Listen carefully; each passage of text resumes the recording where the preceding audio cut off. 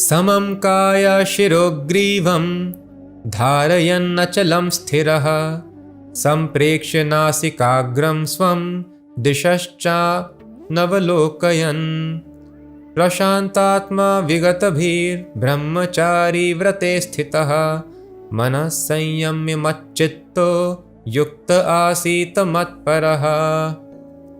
One should hold one's body, neck and head in straight line, not in a loose posture.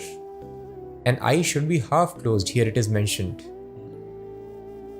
And stare steadily at the tip of the nose. Samprekshya nasikagram swam. It is not mentioned you close your eyes completely.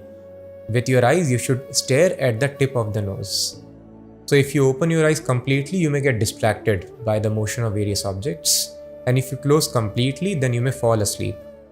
So in many yoga societies, they are telling close the eyes completely. And most of them, they fall asleep and they think, oh yes, I'm feeling such great peace. But this peace is not the result of any yoga or meditation. It is because we had fallen asleep.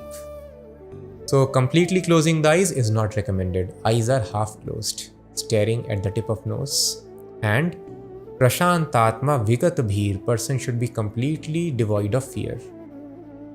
And because they have strong faith in God, God is there in the heart of all the living entities. So God will protect me if He wants to protect. And if He wants to finish this body, then He can finish it. So a person is fearless. So sitting in a jungle, there are no lights, nobody to help you, no protection. Alone you have to keep on sitting. So many wild animals, but a person should be fearless. And brahmachari vrate sthitaha. Following brahmacharya is very important. Now unfortunately, some people are diluting the meaning also of the brahmacharya. Brahmacharya, they are telling simply you discuss about spiritual life, about Brahma. That is called brahmacharya. No, the definition of brahmacharya is given by various sages. It is like sage Yagyavalkya says, Karmana manasa vacha sarvavasthatu sarvada sarvatra maithunya parityago brahmacharyam prachakshate. Karmana manasa vacha means in actions, in mind and in speech. Sarvavasthasu, in all situations, all circumstances, at all times. Sarvatra maithunya parityago. One should give up sex life. That is called brahmacharya. So if a person wants to indulge in sex life, sorry sir, it is not possible. So in Gyan school and in Ashtanga Yoga school, it is strict no, one cannot indulge in sex life at all. But in the Bhakti school, sex life is allowed. That also Krishna will explain in the 10th chapter. So sex life is allowed for the Grahasthas, but as per the regulative principles. Not for simply carnal enjoyment, but for bringing a good soul, an advanced spiritual soul in this world, so that he can help himself and others in attaining the goal of life. So for this, proper rules and regulations are there governing the sex life also.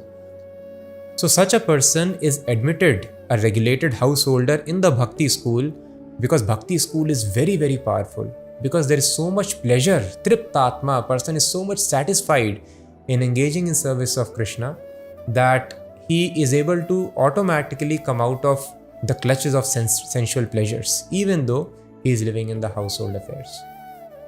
But in other schools, because there is no pleasure of acting in service of Krishna, you are simply cultivating knowledge, impersonal knowledge, or you are sitting somewhere and trying to mechanically and artificially control the senses by not looking at anything, by not eating anything, by not interacting with anybody, and mechanically controlling the airs within the body, thus pacifying the mind. Mechanical process you are doing. But Bhakti is spontaneous process. When you engage in service of Krishna, Krishna gives knowledge from the heart. There is attraction, so much pleasure in such activity that automatically person gives up lower pleasures of sense enjoyment. So such sex life is allowed in the Bhakti school, that also under regulation for producing good children. But otherwise in other schools it is strict no.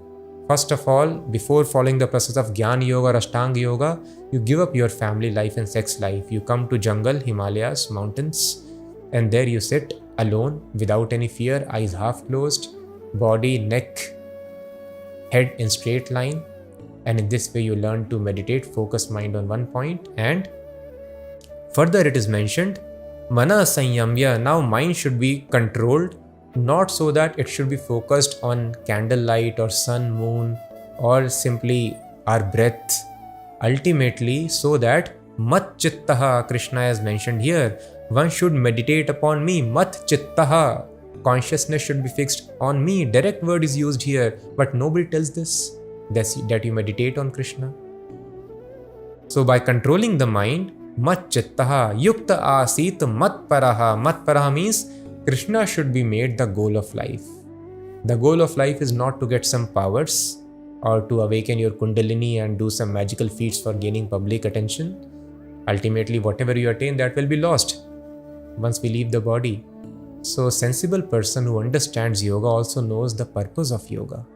And the purpose is Mat Paraha. Going to Krishna should be made the ultimate aim of life.